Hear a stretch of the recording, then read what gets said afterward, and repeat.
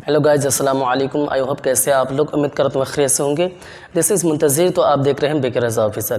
तो आज हम रेड करने वाले हैं अवैसी साहब के बयान पर। सांसद के बाहर वक्फ बिल के बारे में अवैसी साहब ने क्या कहा है, तो आज हम इस वीडियो में देखेंगे। तो चलो वीडियो देखते हैं, फिर इनके बारे में बाद में बात करेंगे। अभी तो JWC का ख़त्म हो गया मामला, टेन्योर। आपका सवाल क्या है? आपने कहा कि JPC का जो रिपोर्ट है उसके अनुसार वक्त पर कंट्रोल होगा, लेकिन हम 1 इंच जमीन नहीं देंगे, चाहे दरगाह हो या मस्जिद। देखिए, जो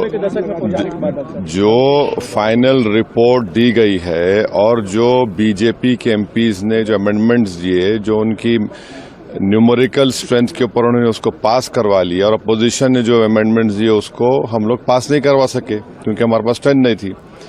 सच्चाई ये है कि पहले तो आप ये जानिए कि वक्फ बोर्ड जो है वो मुसलमानों के उन प्रॉपर्टीज के लिए है जिसको हमारे बुजुर्गों ने दान दिया था, अपनी प्रॉपर्टी को दान दिया अल्लाह के नाम पर।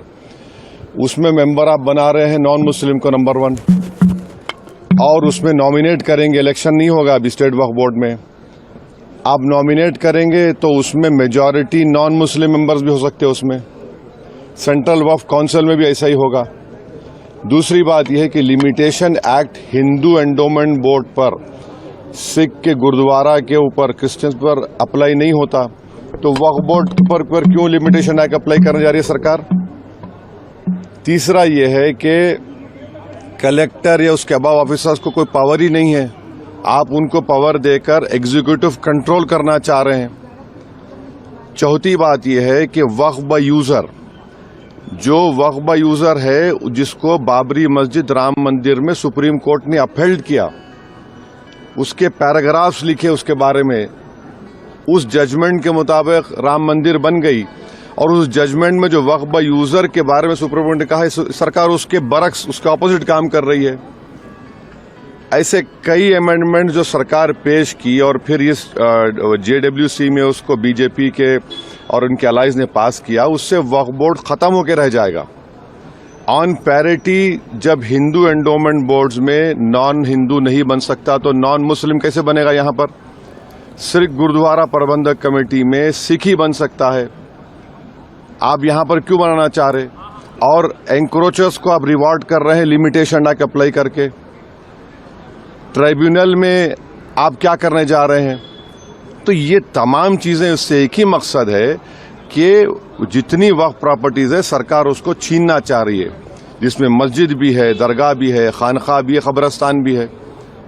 अब ये एक अमेंडमेंट जो इन्होंने अपने स्ट्रेंथ पर पास करवा लिया, इस फाइनल रिपोर्ट में आप देखिए क्या कहते हैं। वक्फ बाय यूजर में अगर वो डिस्प्यूटेड प्रॉपर्टी होगी या गवर्नमेंट प्रॉपर्टी होगी तो वक्फ बाय यूजर नहीं होगा। मैं आपको एक एग्जांपल दे रहा हूं। सच्चर कमेटी जाकर पढ़िए, जिसमें सच्चर कमेटी ने कहा कि दिल्ली में 123 ऐसे प्रॉपर्टीज है जो सरकार के कब्जे में है। ने कहा वक्फ प्रॉपर्टी है सरकार के कब्जे में, उसकी 2008 में लागत 3000 करोड़ बताई गई।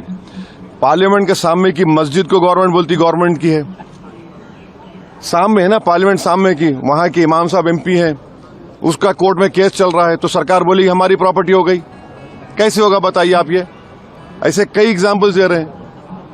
आप इवैक्यू प्रॉपर्टी खत्म कर रहे हैं। इवैक्यू प्रॉपर्टी अलग है, इवैक्यू बाय वक्फ अलग है। पंजाब में हजारों एकड़ इवैक्यू प्रॉपर्टी जिससे रेवेन्यू आता है उसको खत्म कर रहे हैं आप, तो उससे फायदा किसको हो रहा है?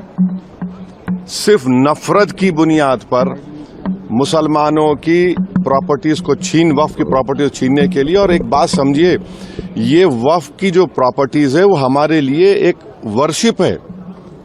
नमाज हम पढ़ते हैं मगर ये भी हमारा एक वर्शिप है, उसको हमको उससे महरूम करना चाह रहे, ये हम इस कह रहे हैं। तो इनका मंशा और मकसद तो वो एक ही है ना, वक्फ प्रॉपर्टीज बचाना नहीं है, छीनना है।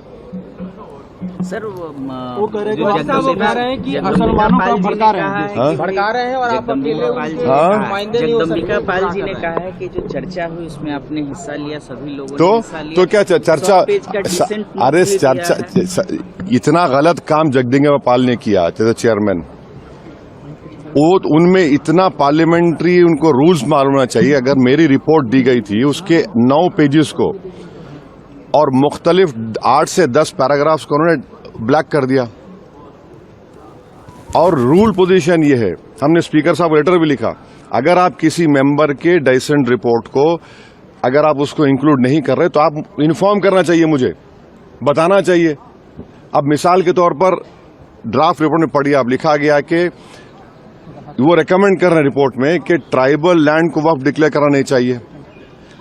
लीगली एक मुसलमान ट्राइबल हो सकता है, और इस पार्लियामेंट में 10 मर्तबा के एमपी एक मुस्लिम ट्राइबल थे, सईद साहब लक्षद्वीप के।